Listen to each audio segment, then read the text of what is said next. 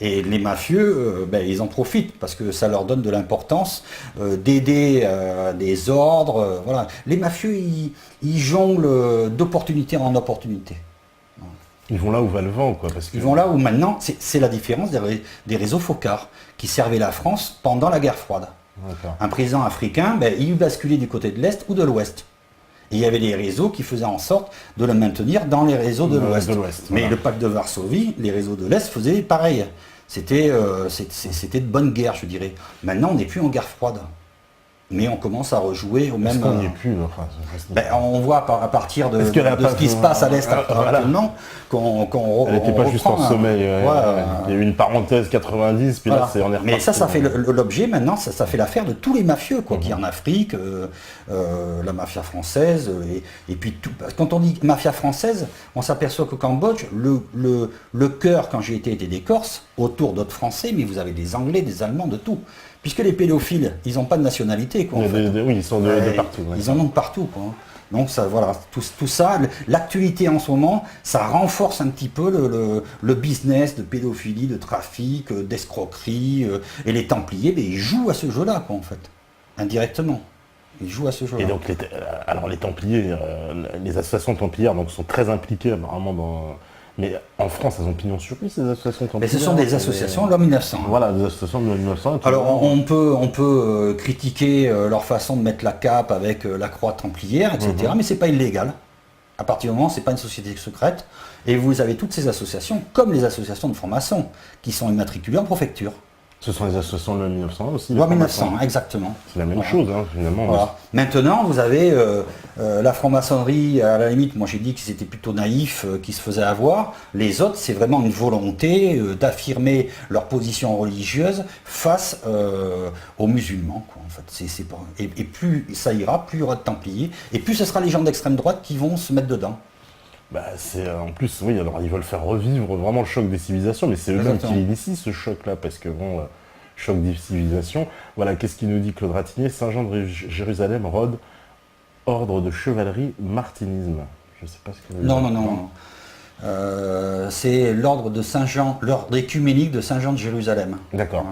Alors vous avez le grand prieur, qui est en même temps le président d'un groupe immobilier, qui est en même temps associé à la caisse de dépôt de consignation. Alors c'est très intéressant pour les grands projets immobiliers, et qui a des sociétés au Cambodge où il s'installe au Cambodge. Et c'est lui qui veut installer une ambassade. Voilà. Il a déjà une ambassade, je crois, en Madagascar, mais c'est pas clair tout ça. Mais ce sont quand même des gens qui se déplacent avec c'est extraordinaire, avec un passeport diplomatique. Ils arrivent dans le pays. Français ? Ah non, c'est leur fameux ordre de Saint-Jean, mais je comprends pas comment c'est reconnu, c'est-à-dire ils se pointent à l'aéroport. C'est pas reconnu par l'ONU parce qu'ils bluffent des pays en voie de développement. Ils se font passer pour un pays, pour des diplomates. Alors ils ont quand même une île, ils ont quand même une île, un terrain. Ils ont un territoire. Mais c'est pas reconnu par l'ONU, mais je veux dire, on peut toujours avoir un territoire.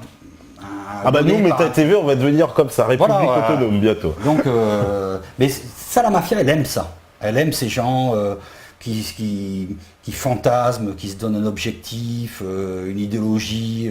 Parce que le mafieux, c'est quelqu'un qui se prend comme quelqu'un d'humain, quelqu'un de défense de la France. Et tout est utilisé pour défendre la France, quoi, en gros. Ah bon? Parce que moi, quand vous me parlez, j'ai l'impression d'avoir affaire à des brigands un peu dégénérés, criminels. Quoi. Mais avant, sous la guerre froide, c'était eux qui faisaient ça. Bon, leur descendants, je dirais maintenant. Mais ils prennent la posture qu'ils veulent en fonction de l'opportunité. Quand ils balancent à l'époque des dossiers sur un présumé attentat préparé par des musulmans qui sont au Cambodge, ils disent « nous, on sert la France ». On balance ça à des policiers français. Alors, je rappelle que le couple Aéripian, on dit partout Aéripian qui travaille pour la DST. Voilà. Donc eux aussi se valorisent. Nous travaillons pour la DST, nous sommes intouchables. Donc tout ça, c'est le système, quoi, en fait. Non, parce que ces gens-là, moi, quand on me parle, justement, je me demande bien quelles sont leurs motivations profondes, à part l'argent. C'est l'argent. L'argent, on dit l'argent, voilà. C'est le centre. Mais en ce moment, depuis 2001, en fait, ils ont choisi leur camp. Ça aurait été un autre camp, ils auraient choisi autre chose. Tout ce qui est opportunité pour faire du business et agrandir leurs tentacules micro. Ah, le micro, c'est enlevé. On va le remettre tout de suite. Voilà. Et voilà. Voilà. Donc tout ce qui peut servir à rapporter de l'argent, ils n'ont pas d'éthique en fait.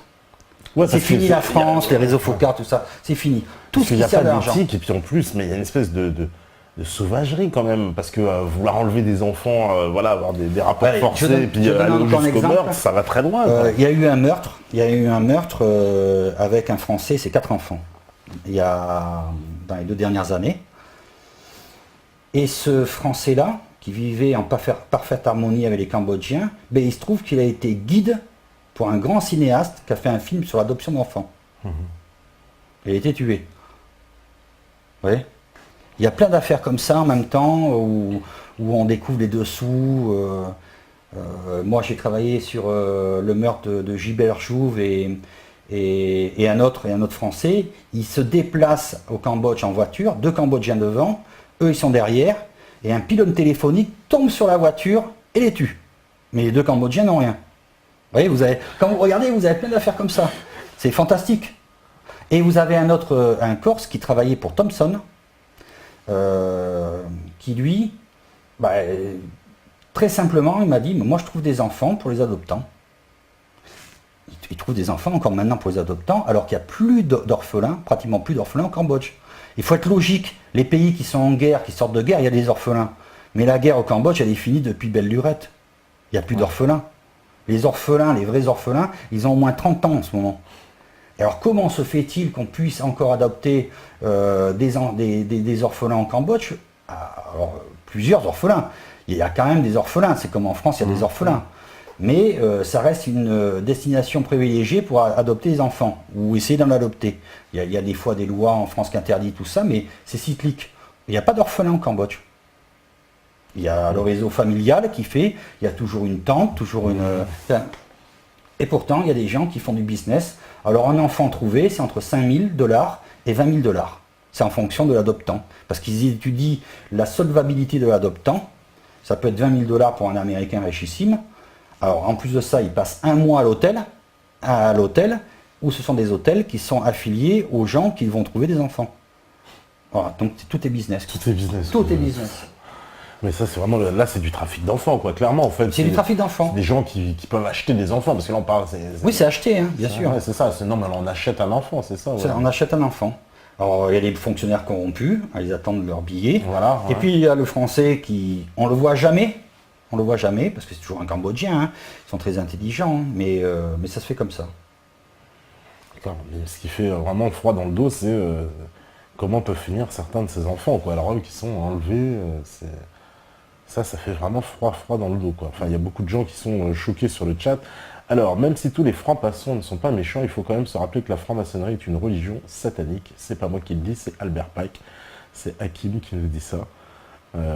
Concernant la franc-maçonnerie. Moi, je modérerais une religion. D'abord, c'est pas une religion, puisque vous avez en même temps la franc-maçonnerie que j'ai étudiée, plusieurs courants de pensée. Vous avez quand même le Grand Orient qui se dit laïque, où ils arrivent à dire mort au curé à la fin. Vous avez la Grande Loge nationale française, où il faut croire en Dieu. Vous avez donc la franc-maçonnerie, c'est la représentation de l'État. Il n'y a pas une franc-maçonnerie commune en France. Je ne sais pas si c'est pareil dans tous les pays, mais la qualifier de religion, ça me paraît excessif, justement. Ouais, parce que, en tout cas, en Afrique, ils sont très implantés. Par contre, en Afrique... tous les présidents africains sont francs-maçons, ça voilà, c'est établi, certifié. C'est pour ça que la franc-maçonnerie utilisée en dehors de France a une importance beaucoup plus importante. C'est la franc-maçonnerie au Cambodge, où il y a des loges qui sont affiliées en Thaïlande maintenant. Vous avez, faut pas, à partir du moment, c'est une sorte de pieuvre aussi. Hein. Quand vous avez une loge comme Nagara au Cambodge, qui a été créée par des Corses qui étaient recherchés pour des escroqueries en France, et qui commencent à échanger avec des loges en Thaïlande, vous ne pouvez pas dire que vous ne retransmettez pas la maladie, quoi, en fait. Voilà. Et c'est là où moi je dis, les francs-maçons sont naïfs. Ils peuvent partir d'un bon sentiment, comme les Templiers à la limite, mais il y a un excès, il peut y avoir un excès, il ne faut pas que ça dérive du tout. Voilà. Alors on nous dit c'est pas prêt de s'arrêter ce trafic d'enfants, surtout avec les nouvelles lois pour les couples homo. Ouais, puisqu'il y a beaucoup de gens, c'est vrai, moi on me le dit aussi, mais on a cette idée de se dire oui, les gens très riches pourront aller maintenant faire leurs courses, si j'ose dire, dans les pays plus facilement quoi, qu'avant. C'est ça. Alors on nous dit quoi encore? Ça me fait penser à l'histoire du carton de Lille. Et DSK, notre vieil ami Dodo la Saumure, oui en effet, ouais. Qu'est-ce qu'il y a? Il faudra inviter des chômeurs RSA non déclarés. On entend que des gens qui savent, on est combien à pas savoir. Ah bah, Snyder, il est trop marrant, lui, il veut qu'on invite des gens qui savent rien. J'ai pas compris exactement ce qu'il veut nous dire. Franc-maçonnerie, c'est de la daube, la franc-maçonnerie, Bongo, franc-maçon et ses ministres. Bah oui, tous les... Bien sûr. Bongo était le chef de la loge, mais comme tous les gens, voilà. Qu'est-ce que vous me dites encore? Alors je vois qu'il y a du trolling encore, ça va se régler tout ça. Alors, peut-on affirmer que le pilier du système mafieux, qu'il soit politique ou criminel ou les deux en même temps, c'est le chantage à la pédophilie et autres types de chantage? Ah oui, mais tous les chantages. C'est-à-dire que ça, c'est la... Je donne un autre exemple que j'ai connu. Il y avait une banque au Cambodge, à Phnom Penh. Le directeur de la banque, il s'est fait piéger. Pourquoi? Parce qu'il s'est rapproché d'un franco-cambodgien, Monsieur 10%, ça s'appelle là-bas, on le trouve dans mon livre. Alors mon livre, c'est un résumé, celui qu'on trouve sur Internet actuellement. C'est qu'un résumé, c'est une version, c'était pas la version définitive. Hein. Et il loue sa maison, mais 5 ou 6 fois le prix de la maison. Et il fait payer à sa banque, à sa maison mère, à Paris, 5 ou 6 fois le prix de la maison de location. Et il partage moitié-moitié avec le franco-khmer qui lui a trouvé cette maison. Voilà. Il se fait piéger, 2 mois après, les mafieux vont le voir, mais c'est pas bien, on va faire sortir un article en France. À moins que vous soyez docile. Et c'est là où le directeur de la banque a ouvert tous les comptes de tous les expatriés français de Phnom Penh, où les mafieux ont regardé toutes les comment ils arrondissaient leur fin de mois, en gros, d'où ça venait, et ils ont pu faire chanter d'autres personnes. Vous voyez, donc c'est pas que la pédophilie, ça peut être les comptes en banque, ça peut être chantage, quoi. Dès qu'on a tout chantage, on a une information sur quelqu'un, voilà, immédiatement on l'exploite. C'est pour ça qu'au Cambodge, ils utilisent 10 policiers en permanence cambodgiens. Ils louent les policiers au ministère de l'Intérieur. Ils louaient donc 10 policiers, et à côté il y avait le lieutenant To et les policiers d'active. Mais c'était eux qui louaient les policiers et l'organisation mafieuse. Et après, tous ces policiers partaient à la chasse au renseignement.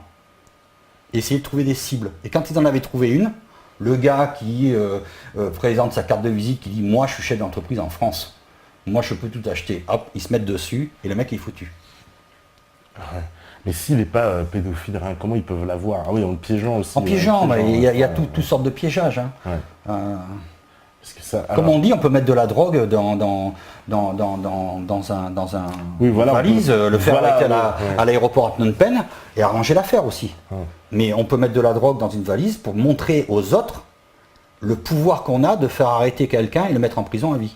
Ouais, parce qu'en plus, on peut très bien, imaginons, s'il y a des autorités corrompues, on enregistre notre valise, il y a un mec qui fout la drogue derrière, puis on va vous chercher, puis on dit oui, il y avait la drogue, vous dites mais moi j'ai jamais rien mis, je suis sûr qu'il n'y était pas, mais on peut rien faire. Voilà. C'est pour ça que quand j'ai eu des soupçons, moi personnellement, dans les 3 dernières années où j'étais au Cambodge, où j'ai continué à travailler sur ce réseau, j'arrivais à l'aéroport Charles de Gaulle, j'allais voir les douaniers, j'ai dit moi je travaille sur ça, je veux que vous ouvriez ma valise avant, fouillez. Il est possible que j'ai été piégé. Ah ouais. Parce qu'en même temps, ce qu'ils font, ils dénoncent. Ils téléphonent à Paris, par exemple, et telle personne arrive avec de la drogue. Et ouais, puisqu'ils travaillent à les services de police, ils se disent travailler à les services de police. Ils se donnent une honorabilité en même temps. Et puis vous vous faites arrêter, vous n'avez pas compris pourquoi. C'est possible. Incroyable. Alors, qu'est-ce qu'on nous dit Alors, bonsoir tout le monde. Le problème de la franc-maçonnerie, c'est qu'elle est le culte du secret. Quand on est intègre, qu'on a des intentions humanistes, on n'a pas à se cacher. Voilà, ça c'est ce que pense Nagal, voilà, qui dit, ouais, on n'a pas forcément besoin de se cacher si on a des bonnes intentions.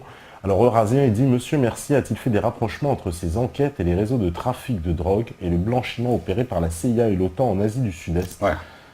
Parce qu'on sait que, alors là, ça c'est établi, les avions de l'OTAN, la CIA servent à assurer le trafic de drogue en Afghanistan, qui est devenu premier producteur de l'héroïne mondiale. Ouais, parce que quand vous regardez la drogue, elle passe par Phnom Penh, il y a aussi de la drogue. Mais comme il y a beaucoup de Chinois, par exemple les Chinois, dans leur soupe, ils mêlent une petite boule d'opium. Ça leur sert pour agrémenter leur soupe. Ça c'est culturel en même temps. Donc vous avez la drogue qui passe par là obligatoirement aussi, puisque ça a toujours été de toute façon. Oui. Ouais. Mais alors pour bien, parce que l'histoire de l'opium, moi ce que j'ai su de cette histoire qui est assez incroyable d'ailleurs, ce sont les Britanniques qui ont amené l'opium en Chine. Ouais. Voilà, parce qu'ils voulaient, ils trouvaient que comme ils achetaient énormément de thé à la Chine, ils avaient une balance commerciale qui était complètement déficitaire avec la Chine. Ils ont menacé la Chine d'ouvrir ses frontières pour qu'on puisse vendre des produits britanniques.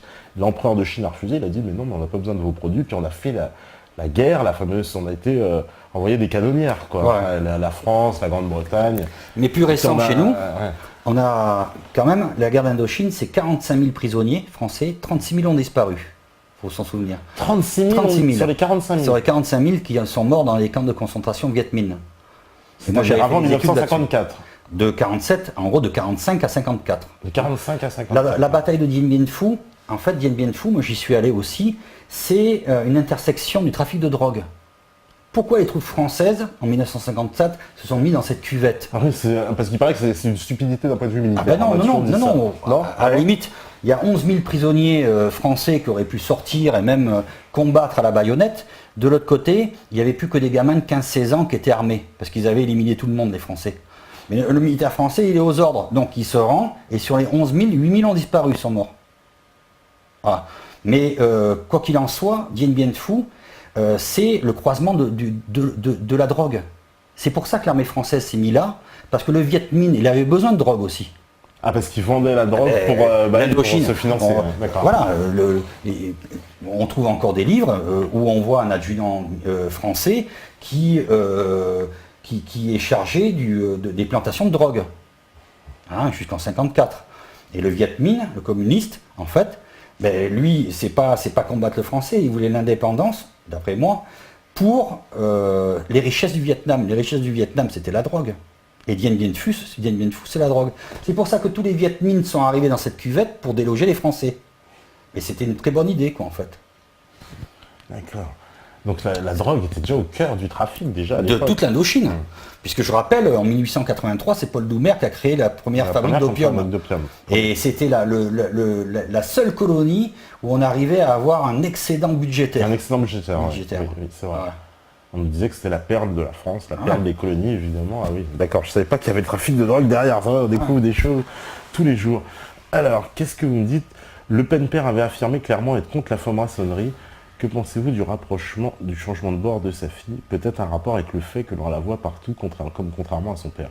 Oui, Marine Le Pen est un peu plus proche dans son entourage, effectivement. Moi, par exemple, je disais, même en 2004, où j'avais rencontré les mafieux là-bas, ils rigolaient de Le Pen. Le Pen, pour eux, c'est pas quelqu'un d'extrême droite. Oui. Le père. Je ne parle pas de la fille qui a démocratisé un petit peu, enfin qui a... Le Pen, pour eux, c'était un rigolo, quoi. Pour dire la mentalité des gens, la mentalité des gens et comment ils considéraient l'enfant, quoi. L'enfant de couleur. Oui, c'est ça surtout, il faut revenir à ça. Oui, parce que vous avez dit c'était extrêmement racialiste, si j'ose dire, pour ne pas dire raciste. Alors, qu'est-ce que vous me dites d'ailleurs? Alors, est-ce que... Ah bah oui, mais on l'a déjà demandé tout à l'heure, Antika qui me demande encore, oui, la question sur Florence Cassé, je l'ai déjà posée. Mais l'exemple de Florence Cassé, vous avez... On n'en parle pas, mais il y a des Français qui sont en prison un peu partout dans le monde, on a parlé... Et il y en a qui ont des 10 ans, 20 ans de prison. Mais c'est vrai qu'il y a beaucoup d'histoires bizarres de gens, alors après qui clament leur innocence, des fois, mais souvent qui se retrouvent embarqués comme ça dans des histoires... Il suffit juste de savoir par où ils sont passés, qui ils ont côtoyé, pour essayer de démonter l'accusation, pour vérifier. Et puis les policiers, on parle de corruption dans le monde, la corruption, il y en a partout, de plus dans des pays que dans d'autres. Alors on nous dit, Monsieur Mercier, ne pensez-vous pas qu'il faille sortir de ce système gaulliste et interdire de nouveau la franc-maçonnerie et sortir des principes de 89 pour refonder la France? Moi je pense, moi je fais pas de politique. Vous faites pas de politique? Non, pas de politique, j'en fais pas. il y a du bon du côté gauche et du bon côté droit. Et dans la résistance, il y a des mouvements qui vous intéressent, des mouvements plus dissidents, comme, je sais pas, bon, j'ai envie de citer le MPEP, l'UPR, les partis qui sont, on va dire, on parle de partis de la résistance, parce ils développent une analyse, en tout cas, qui est... Et à partir du moment où on essaie de faire l'unité, c'est ça qui, moi je pense, qui prime en France, quoi. Ouais. Bon, mais maintenant, s'il faut passer notre République, il faut passer notre République, parce qu'un jour ou l'autre, vous voyez, on passe toujours d'une République à l'autre avec une guerre, avec des grands troubles. Est-ce qu'on est dans un grand trouble? Faut voir. La France, elle est en ébullition quand même, le pays. Ouais, elle est en ébullition. On sent le pays, il est en ébullition. Mais il faut voir comment ça va se passer dans les années à venir, hein, ouais. c'est ça. Hein. Mais moi, vous savez, j'ai vu autant de choses mal et bien du côté de gauche que du côté de droite. Donc prendre position, c'est assez difficile, quoi, en fait.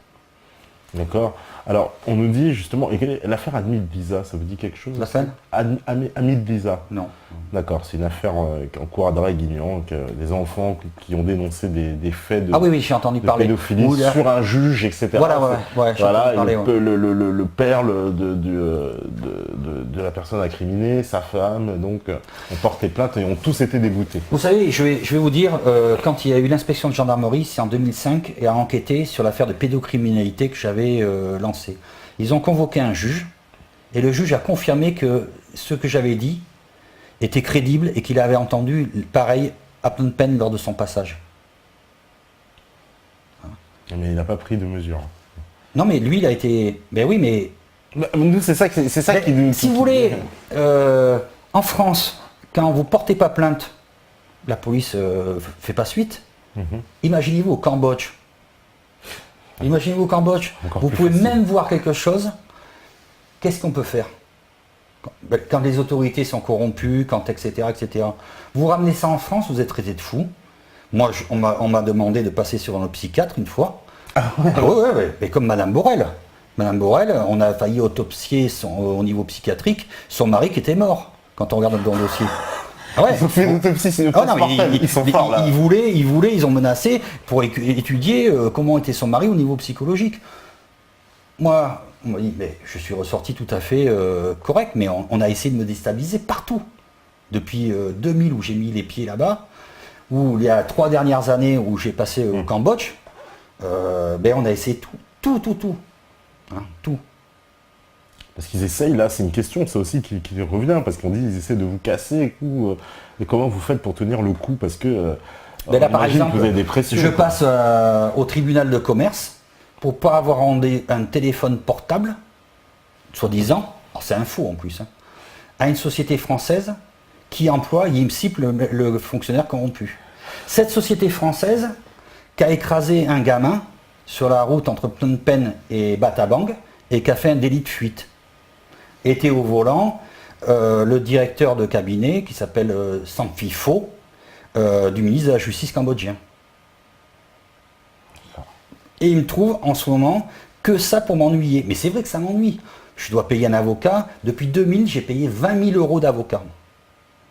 Depuis 2000. Ah oui, pour tous les procès qu'on vous a fait. Mais pour des bêtises. Hein, pour des bêtises. Et en France, c'est du harcèlement. Si vous ne vous protégez pas, vous êtes fautif. Si vous n'avez pas d'argent, vous ne pouvez pas bien vous protéger. Et même en prenant des bons avocats, il peut arriver qu'on oublie les dossiers.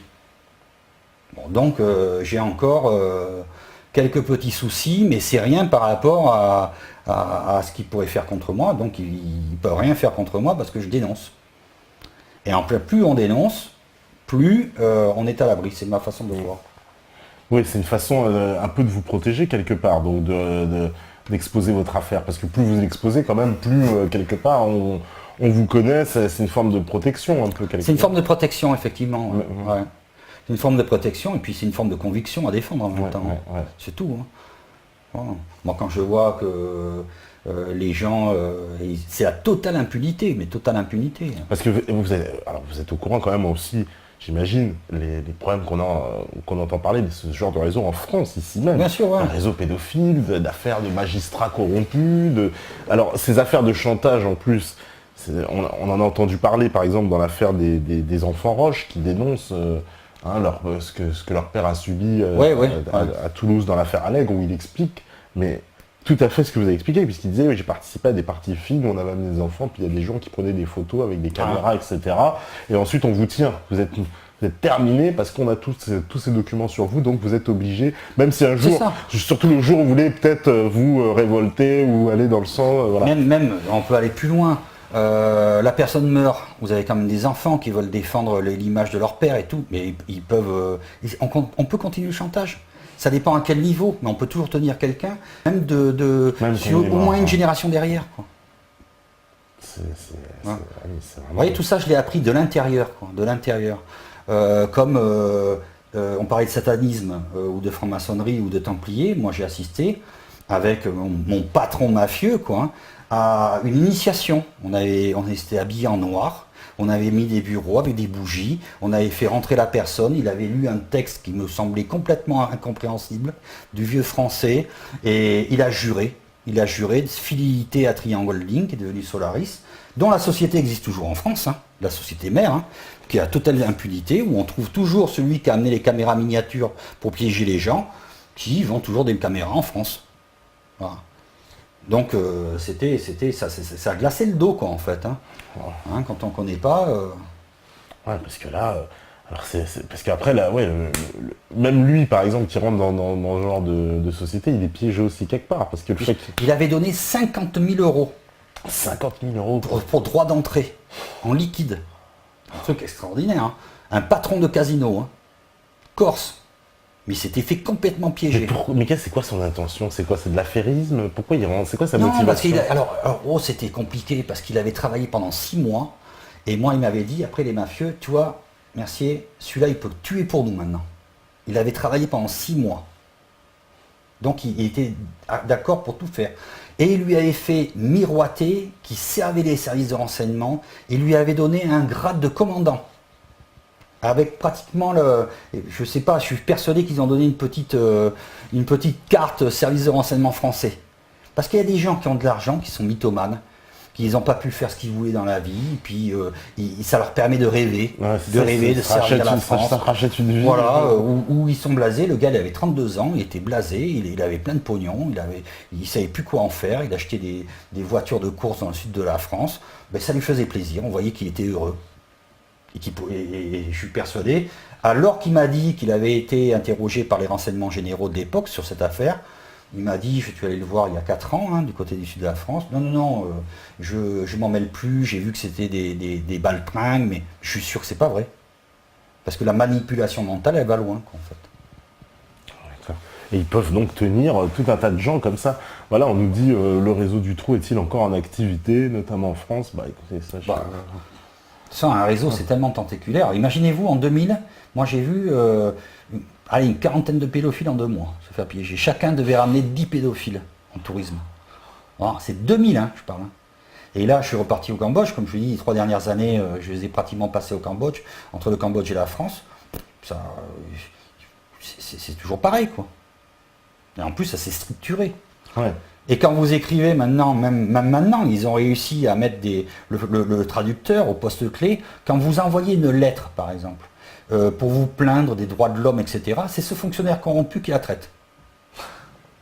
Donc c'est le traducteur officiel pour le gouvernement. Oui, c'est le traducteur officiel du ministère de l'Intérieur. Mais même quand Hollande vient, c'est lui qui fait la traduction ou quoi? Non, quand il y a eu des gardes à vue dernièrement, il y a une garde à vue, une jeune fille qui s'est fait tuer.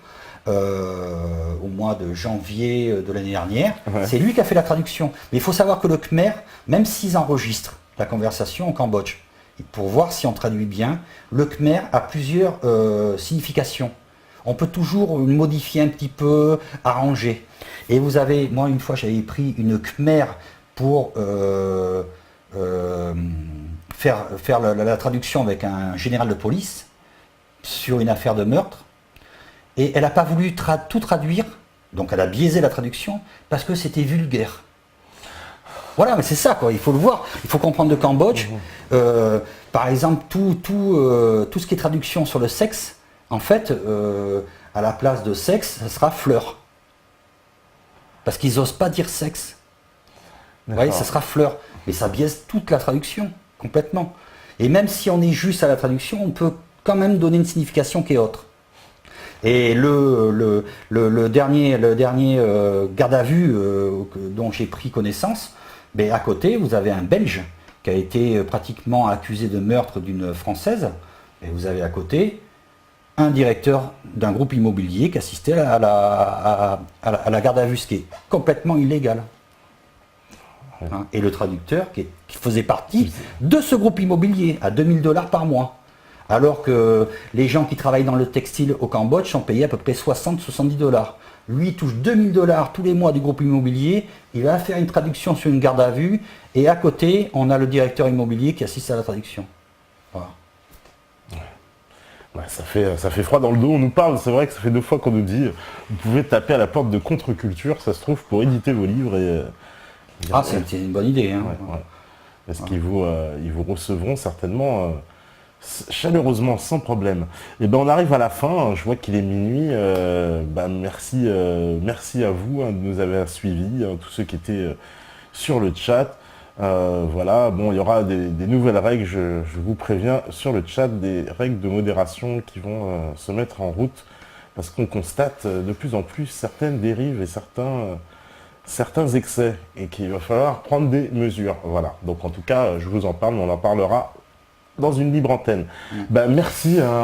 Mais si on veut m'écrire, il y a une adresse internet qui figure sur les petits films que je mets en ligne en ce moment. Oui, on les a vus, on va en passer, ouais. Et puis moi, c'est vous d'ailleurs qui les faites ces vidéos, tout ça? Oui, je fais la prochaine fois, je fais l'assassinat de Monsieur Romagnoli. Oui.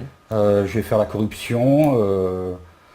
J'ai à peu près une quinzaine de petits films en préparation, voilà. Et puis je les fais au fur et à mesure. Et si on veut m'écrire et m'inviter même pas à discuter, hein, j'ai rien à y gagner, mais au moins diffuser l'information.